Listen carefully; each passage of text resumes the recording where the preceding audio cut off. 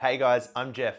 I'm here to chat to you today about a fantastic game, Hive. Come check it out with me. In Hive, you're a team of cooperative bugs attempting to surround the opponent's queen bee. Players will take turns either placing or moving bug tiles, slowly chasing, trapping, then surrounding the other player's queen.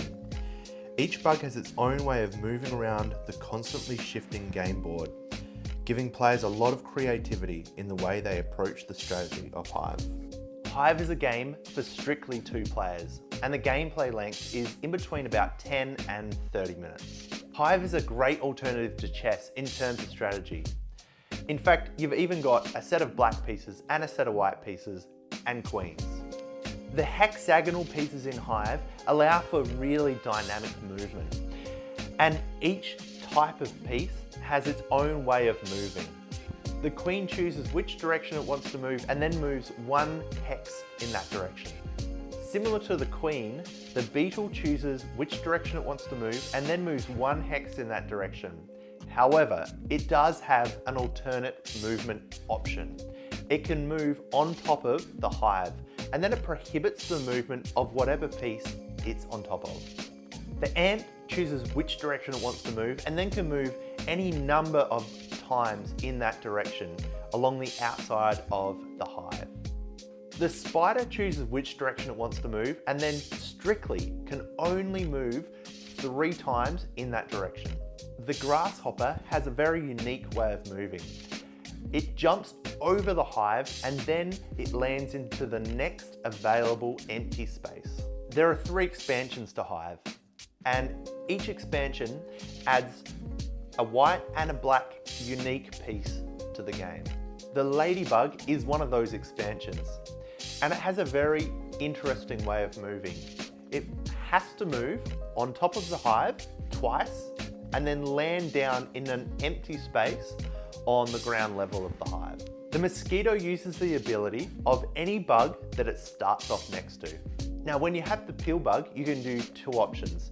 You can either move it the same way that you'd move the queen, or alternatively, any piece, either yours or your opponent's, that it's next to, you can move it on top of the pill bug and then move it down into an adjacent empty spot. You win the game when the opponent's queen is completely surrounded. One of the main strategic elements of Hive is that once you've started creating a hive, you're never allowed to split it up into 2 or more islands.